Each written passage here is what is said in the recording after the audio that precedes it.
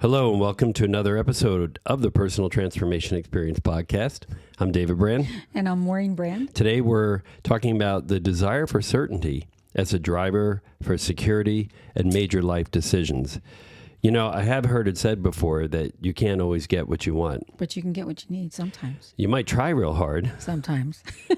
And you might just find that you get what you need. That's true. We should turn Thanks, Mick.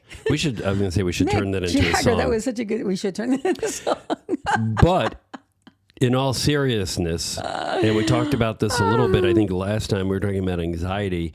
You actually introduced me to the idea of creative people going down that what if path, Right? Quite frequently, right? And so what if? I don't know why I can't say that correctly. What if is good for creativity, it's also good for anxiety, right? And it's also a driver of uncertainty, right? And today, although we talked about anxiety last week, we're going to talk about uncertainty particularly, which is a driver of anxiety for a lot of people. It's a very close cousin. So uncertainty can be good or bad. Yeah. Yeah, so it can be good or bad. So you could either be uncertain about things and it can motivate you to find information, seek different perspectives, or it can completely paralyze you, right? So I think, it's done both for me in my life. I know that we both experienced similar results of uncertainty, but it has, later in my life, I remember having a lot of uncertainty around my first marriage and after I had my child. And what I did was I just focused inward and started seeking different perspectives. And uncertainty really kind of, if it can motivate you to be more creative and innovative and find solutions that you wouldn't normally look for. So you have to kind of look way outside the box because it's what's right in front of you is not going to work, right? I mean, typically when we are trying to think about things that to help us get out of a situation or feel more certain about the future, you need solutions that are very unique to your situation, right? And because there's always going to be some uncertainty, I can't imagine anybody having any real certainty in your life. I mean, in this moment, the certainty is that we're going to finish this conversation, right? Which makes sense because there's really nothing in the way. Right. But when you think about a future, like that's where the what if questions, you can go down, you can go do two different paths. You can take that rabbit hole path, or you can go down a more creative path, like what if I did this and what if I tried that and what ideas can I think of to make me feel more certain. So I remember before I got married, I was in my mid-30s and I decided I wanted to have a child. And, I didn't have a really good track record with relationships, and I kept not picking good relationships, not making good choices, and for me. And so I did feel more pressured because, my biological clock was ticking like this. But yeah, I mean, I felt a lot of pressure, which I think caused me to make some hasty decisions. I mean, I was looking and I was dating a lot and, thinking, okay, if I'm going to get married, if I'm going to have a child, I really be helpful if I had a husband, a partner. And had I taken a little more time, and I was in a place where I desperately wanted to have a child. I was almost 38 years old. So you didn't know when you were going to have this child or how. And that was really uncertain to me. And I was, the thing that sucks about being a woman is that if you do want children, you are on a biological clock, and it's scary, especially if. Well, everything really is on a clock. People say there isn't, but life is finite, and windows for things are finite. But right? Men can have children at any age, barring they're healthy. Really, women can't. We only have until our 30s, really all through our 30s, and maybe in our early 40s, and then it gets a little dicey for us. It can get dangerous. So needless to say, I at the time I was like, oh, this is this is great. But I saw what I wanted to see and I thought what I wanted to think because it was what I wanted. Mm-hmm. And through that lens, I did overlook a lot of stuff. Yeah. And so that marriage didn't work out and things fell apart. But being in that situation taught me more than I ever learned in my life, I think, in any other sort of adverse experience because I didn't fall victim to it. And I think that's super important. I sort of stopped thinking how uncertain everything was and started being in the moment because I had a child and now I had to make sure I took care of that child. So every day was an opportunity for me to figure out what I was going to do to make sure she was safe, I was safe, and, you know, everything was going to be okay. And so I had to really think about long-term gains and not really instant gratification, you know, like this would be great right now, but I have to think about a future. So I really held back on a lot of things that I wanted to do in that moment, because when you feel backed up against a corner, or backed in a corner rather, you really will make hasty decisions. And I forced myself to really have a long game approach. And I will say, though, that the most challenging people in your life will, for me, taught me the greatest lessons. And it had nothing to do with them. It was about me and my perspective and my ability to get the information I needed, take the perspectives I needed, learn what I needed to learn, look for teachers, right? Find ways to plan and be calm and use all the strategies I've used my whole life, which has always been exercise, wellness, meditation, all the things. And I started doing it way back then. And you kind of have to. I mean, was I anxious? Did I have nervous breakdowns? Sure. Was it great all the time? No. You know, but I really was very focused on making good decisions. But before that, not so much. You know, I remember in my 30s also scared to death I was going to lose my job. And there was really no reason for that. I just had an apartment. I had, you know, a car, and I had the things, you know, that I needed to maintain. And I remember, like, what if I lose my job tomorrow? Like, what would you know, like, I was always walking a tightrope of anxiety and uncertainty all the time. And the uncertainty caused the anxiety caused the uncertainty. So around and around, it's like a vicious cycle. Yeah. So what's your experience? Yeah, for me, the root of uncertainty really came from my childhood. It's a lot of different factors. So there were times after my parents divorced, and I spent some time living with my mother. We moved quite a bit, so I didn't know where we were going to be living from one year to the next, sometimes 1 month to the next. I've had 46 different addresses in my life. That's and that insane. Includes 3 times spending at least 5 years somewhere, right? So there were times where I wasn't even in the same place more than a few months as a child. That's scary. Different school. Yeah. Different people coming into the house, especially at my mother's house. So I didn't know who was going to come into the house on a given day. I didn't know what mood my father or mother or stepmother or one of my mother's boyfriends was going to be in from one day to the next. So this unpredictable, chaotic childhood definitely threw me into a quest to make certain about things. And coupled with that, the religion that I was brought into by my parents at a very young age told us that the world could end at any moment and that God was going to destroy 99.9% of the world's population at any moment. Yeah, so you had a double whammy. So we didn't know. It could be, I was told, hey, we could expect the end of the world this afternoon. Every day I got up, right? Yeah. I didn't know. And I never knew if I was doing enough, because I was said, if you don't do enough, you might not make it, right?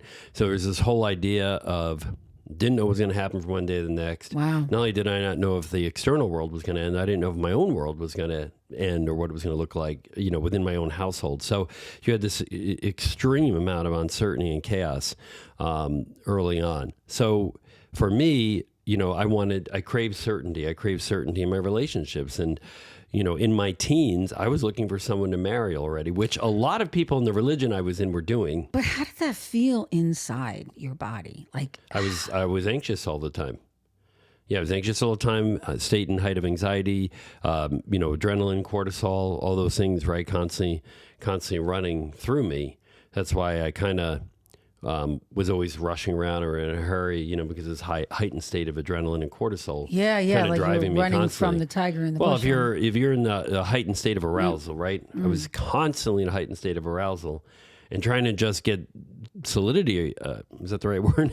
But so, You're trying to ground yourself. in my early 20s, I was just looking, well, if I could just find somebody to be in a relationship with, because if I don't find somebody to be in a relationship with, well, I could be single the rest of my life, and that would be horrible, right? Whereas much later I learned, okay, it's much more important to know yourself first, and then if you feel that that's what you want in your life, then you seek out a partner. That's another. Don't seek out a partner to complete you or set certainty for you. Well, that's a trap, because I was reading, when I was reading about this, uncertainty, doing the research, you can fall into the trap of familiarity, right? Oh, yeah. Which can make you feel comfortable because you're familiar, but it doesn't mean it's good. Oh, absolutely not. So you lived in that uncertain space, and you were seeking constantly. It didn't matter. You just wanted to feel grounded, right? That's what it sounds like. Interesting. Yeah.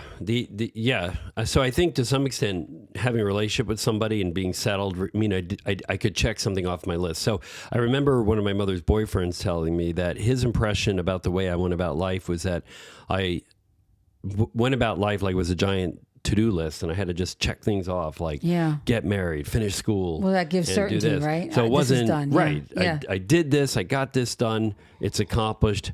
And there's no ambivalence about it. Nobody can say I haven't accomplished something, right, or haven't done something. But it did always feel like I could run out of time, right? I could run out of space, right? And this whole idea that what do you mean by run out of time and space? Well, I might get too old, right, to get married or find somebody, or I didn't want to have kids when I was younger, so that really wasn't a factor for me. Yeah. But I had this whole notion of like, well, I got to build a life with somebody, and if I wait too long, it's gonna be too late. And So what's so interesting? I'm listening to this. What felt certain to you is having a relationship, being in a relationship didn't matter, right? I mean, it didn't matter who it was. It just mattered that you were in a relationship because you felt certain about that. For me, being in a relationship felt uncertain. I felt I couldn't trust anybody to make me feel secure. And of course, my mother always, you don't need a man to, you don't need a man. But she was married at 19? She was married at 19. And then she got really all, I guess, whatever relationship she had with my father. My father, was all kinds of things. But she was like, you don't need a man to take care of you. You don't need a man to make you feel secure. You do that on your own. And and also my dad, was an abusive alcoholic. I mean, I certainly didn't feel safe around him. So I didn't really feel safe around men. So I sought relationships, but I never could feel safe. I couldn't allow myself to find safety and comfort and certainty in a relationship. Which is interesting because I when I wanted to have a child, that's what I was seeking because it was familiar. Yeah. And you did kind of the same thing, I guess. Yeah, I absolutely did. I mean, I continued somewhat of a chaotic lifestyle from which was connected to the chaotic lifestyle I had as a child. It's only in more recent years that I've realized that doesn't serve me. And the interesting thing is I've always had this fear, I'm going to lose my job, I'm going to lose my house. People would ask me when I was younger, what is your greatest fear? I said that I'll be homeless. Yeah. You were afraid. I remember you talking about that when we lived in New York. When we first got married, you were always afraid like you could be homeless. And I'm like, no, you can't. Well, I kind of was homeless as a child, right? Because... we didn't have a home. That birdhouse that we finally got rid of when we moved to South Carolina that I'd made when I was 9 years old, that I wrote a story about that in college because this birdhouse, I moved it from house to house to house.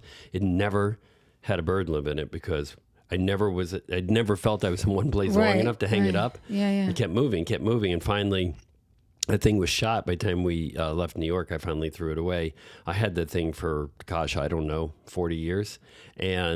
But no bird ever made a home in that birdhouse because that birdhouse was never home, right? So it was just, it was like, it was the birdhouse. Yeah, it was like a metaphor for my life, really. Wow. That there was no home for me, so I was homeless. To me, because there's I think you kind of spent a long period of time growing up in a house. Some people I know, they were born in a house.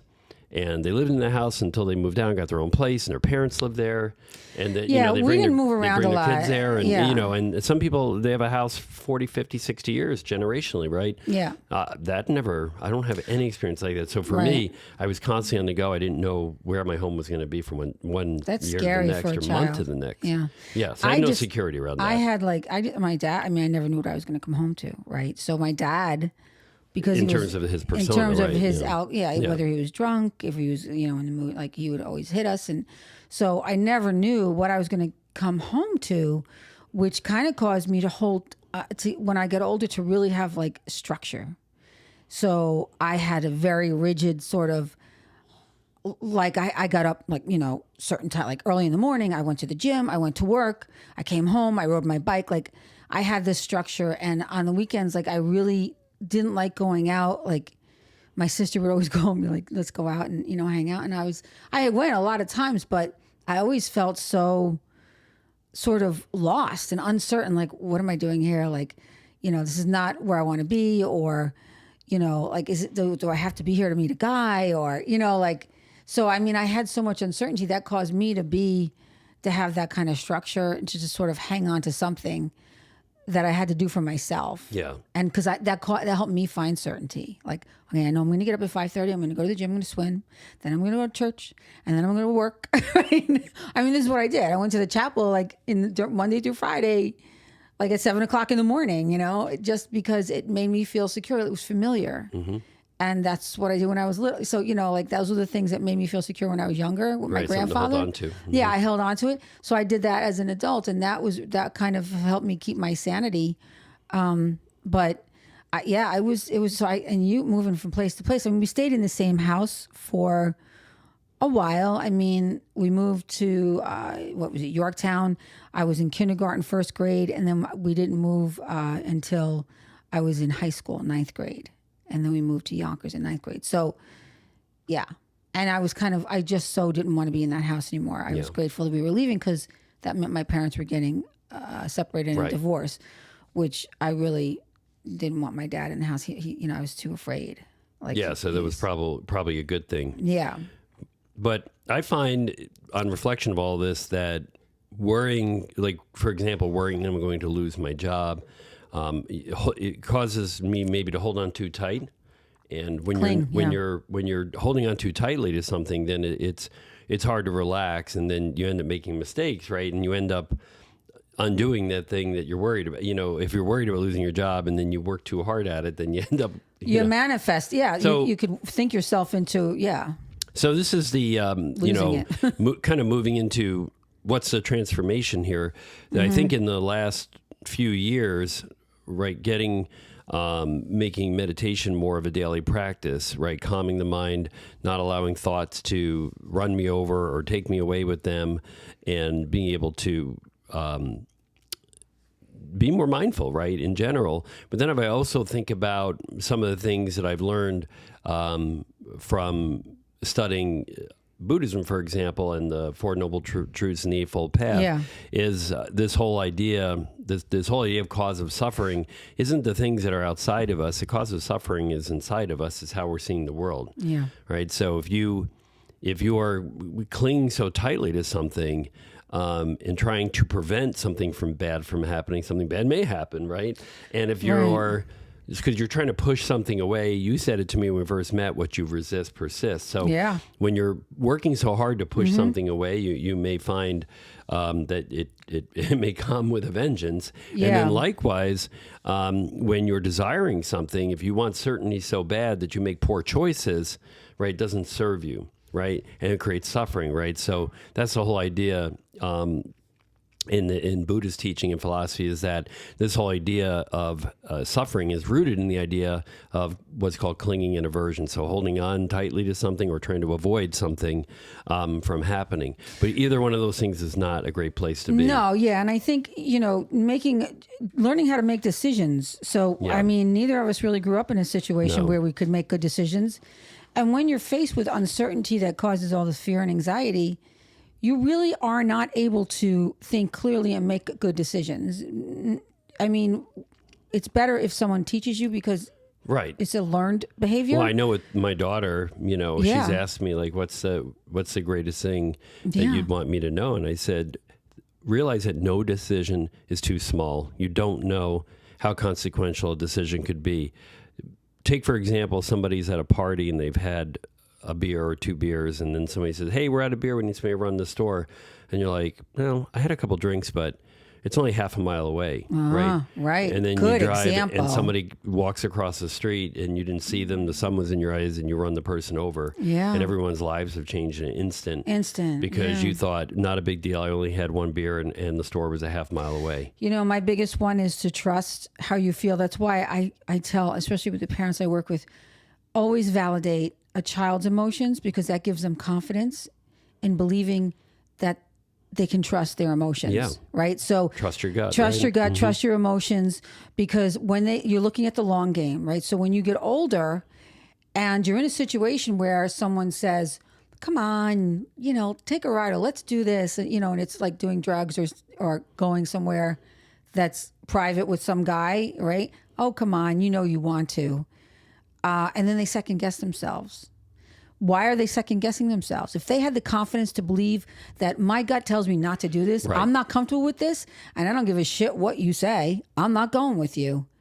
And they'll turn around and walk away. The less the confident kid who was never really able to trust their emotions or never had permission to feel might make that decision to go and feel like, oh, yeah, okay, and be persuaded and be influenced to do something they really shouldn't be doing.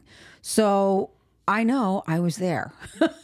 So I think decision-making tools Yes, they're critical. are critical. And this is a big one because I didn't use these in my younger years. Here's what we learned. Here's what I learned. So here's what I teach. I work with my families a lot, and this is something anybody can use: are scenario planning. Right. This is what I was just made a video about this the other day, for parents to prepare going out doing outings with their neurodiverse children, because they will take off the kids, or have a meltdown. So scenario planning is a big one. Anybody can do it, and it's good to teach your kids how to do it. Like, it's just thinking about where you're going to go and playing out different scenarios. This is where your what if question comes in handy, right? The creative side of you. What if this happens? What this can happen?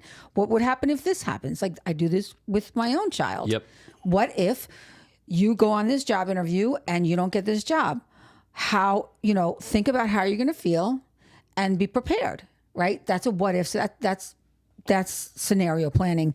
Risk aversion, right? You want a risk assessment, rather. You want to assess risk, and this is your area. You're really good at that.